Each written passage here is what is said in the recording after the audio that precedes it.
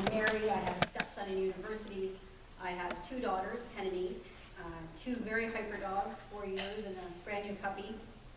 Ask me to see pictures later of the dogs, not the kids, because I usually pull the dogs first.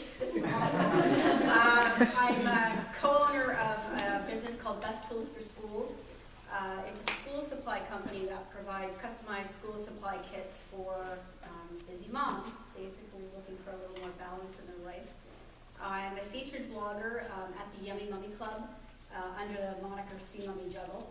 I'm a staff editor and travel blogger at childload.com. I also have my own site called Life of Pleasantville, where I write lifestyle and travel posts. On any given day, I write between 1 and 3 posts. I deal with PR companies, talk to clients, volunteer in the community. I attend events, I hold social get-togethers, I take care of my Best Tools for Schools business. I get my girls to competitive cheerleading 3 times a week in various competitions throughout the year. I cook 95% of our meals and don't let anybody take a bite until I get a picture, which drives everybody nuts. And I don't have a maid. So believe me when I say there is absolutely nothing balanced about my lifestyle. If it were to be balanced, I would have to lose a dog, 3 jobs, and gain a maid. And just because there's very little balance does not mean that I'm not incredibly happy. And I'm also not trying to impress on you my busyness, because I'm actually quite common when you look out across the landscape of the average working woman right now. Most of us are juggling and struggling to find balance between life and work. And it's not easy. They just did a study recently, this was rather timely, it was just in the Globe and Mail on Thursday. They did a study with 25,000 Canadians. And of that number, 2/3 of us are working more than 45 hours a week. That's a 50% increase in the last decade. Half of those 25,000 take home work with them daily. 2/3 spent more than an hour a day catching up on emails, and 1/3 spent more than an hour emailing on their day off. So our lack of balance, I don't do that. And our lack of balance is big business. You Google books on work-life balance and you'll get over 126 million hits. Look for life coaches just in Ottawa and you'll be overwhelmed with choices. They're everywhere. We're a culture obsessed with looking for this elusive balance. So I'm going to be a little bit of a spoil sport here and tell you that there really isn't any. Although there are 126 million that would disagree with me. And I think the reason that I don't, it's the term balance that I don't like. Balance reminds me of gymnasts and accountants. Now, I'm not a big fan of my accountant anyway, but to me, balance implies this constant struggle to stay on a straight line, right? When you're a gymnast, you are constantly trying to be on that balance beam. And you're always teeter-tottering, risking falling to one side or the other. And the reality is that life is not like that. No 2 days are the same. Life is unpredictable, and by its very nature, it's completely unbalanced. So one day you're in the trenches at work, and the next day it's your home life. So there's nothing wrong with that. That's life, right? What you need to do is avoid resentment. You don't ever want to be at home resenting the fact that you have work to do, and vice versa. You need to be able to separate the two, and they are not one and the same. So you have to make sure you don't confuse them and blur the lines. So there's a few things you can do to make sure that the division is clear for you. And one of them for me is huge, is control technology. And I'm going to spend a little bit of time on this. How many in this room have their smartphones in their hands right now? Right? Oh, mine's here. Stephanie's is there. Where's yours? Not far, right? So, right? Because it's become, we have 2 arms, 2 legs, and a phone. Right? This is our new appendage. It's always with us. And so, we live in this world where we can be accessible 24 hours a day. But just because you can be accessible doesn't mean you have to be accessible 24 hours a day. And you know what I mean, right? Like, I'll get an email. And then, 15 minutes later, I'll get a follow-up email. Did you get my email? And then a little bit later, did you get it? Yeah, is this in your spam? Because I haven't responded, right? And God forbid I take a day to respond to something, I'm driving somebody literally insane. So I'll give you a little example of how technology intrudes. I was on vacation with my family, working travel because I wasn't travel writing about this trip particular. It was like just a honest to goodness break with my family. So there was no reason for me to be on Twitter or Facebook. I had no notes to take, no obligation to share on Instagram, and yet I had this with me, right? And then that little ding went off, and just like Pavlov's dog, I had to right away, what? You know, I had to go check it. And I open it up, and there's this harshly worded email to me from this person who had a whole bunch of keyboard courage, and it was like a punch in the gut. So suddenly I'm not on vacation with my family, and I'm not at home either where I can deal with this person.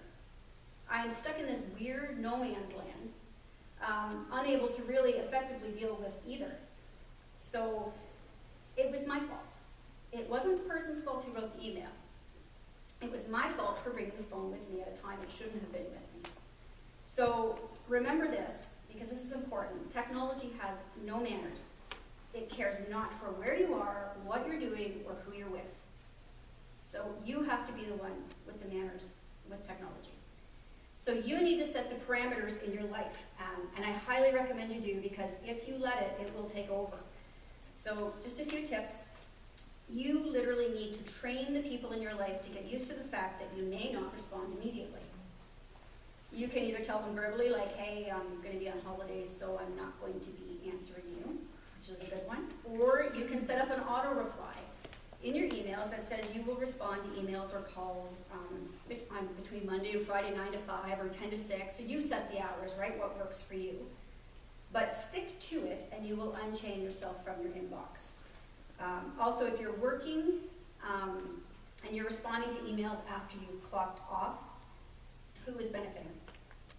So I'm going to say this because unless you're a salaried employee or self-employed, knock it off. You are working for free when you are emailing after you've clocked off.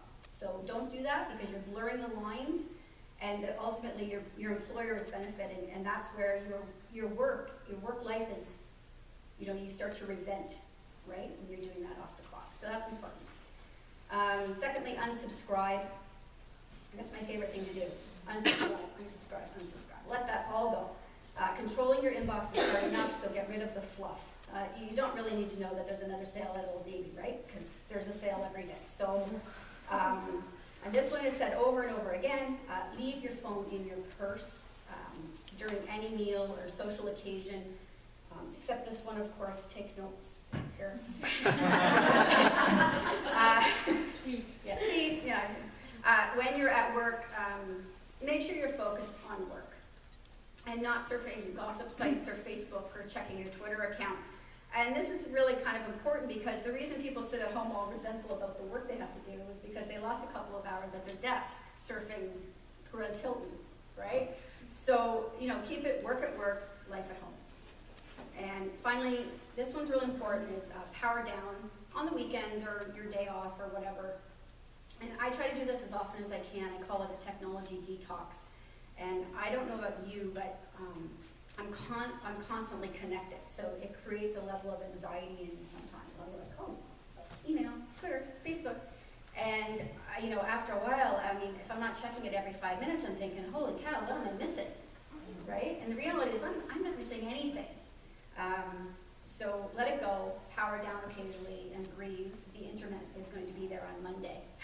So just another sort of, creating lines. The other one is, does everybody know what the magic word is? What's the magic word? No. The magic word is no. That is, please is old school. The magic word now is no. No is your best friend. So practice saying it as often as you can, politely, mind you, but get familiar with it, because it will save your sanity. You cannot do it all, despite what you may have heard or see in the media. It's not possible. And if you don't want to do it, say no. It's that easy. And the worst thing you can do is actually say yes and then bail at the last minute. That will actually bring more stress into your life. This one is, I'm going to tell you to build walls. And so everyone is telling you to tear down walls, and here I am telling you to build them. So don't get me wrong, I'm not saying to go home and shut down emotionally and start blocking people out. Those aren't the kind of walls I'm talking about. But I'm talking about, we do live in a busy society, and it's easy to get overwhelmed in life. So if you let all your to-dos and your tasks and errands, projects, worries, if you let them all in the same headspace, what do? You get a big old anxiety party, right? And so you stop functioning because you're too busy worrying about how on earth you're going to get this all done. So I was away last week on a working trip with my 2 daughters. I was on a tight schedule. I had posts due back here. I had sketchy internet. I was dealing with a PR company on a new project. And then I thought, oh my God, I have a speech on Sunday.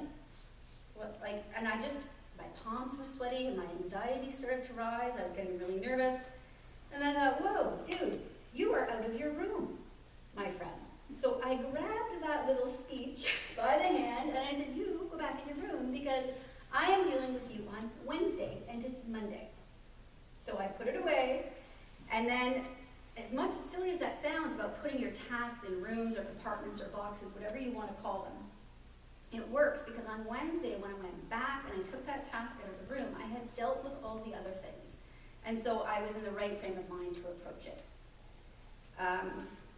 This one I've kind of put together as lower your expectations and let go of your guilt, because as women we're sort of masters of high expectations and guilt, right?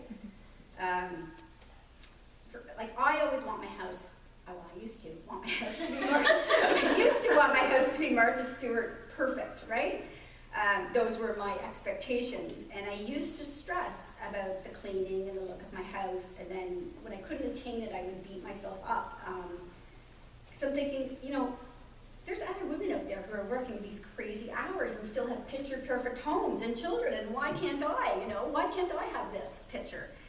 It's because they have maids, for God's sakes, or they have, they don't have as many jobs as I do, or, their house probably doesn't look that good every day.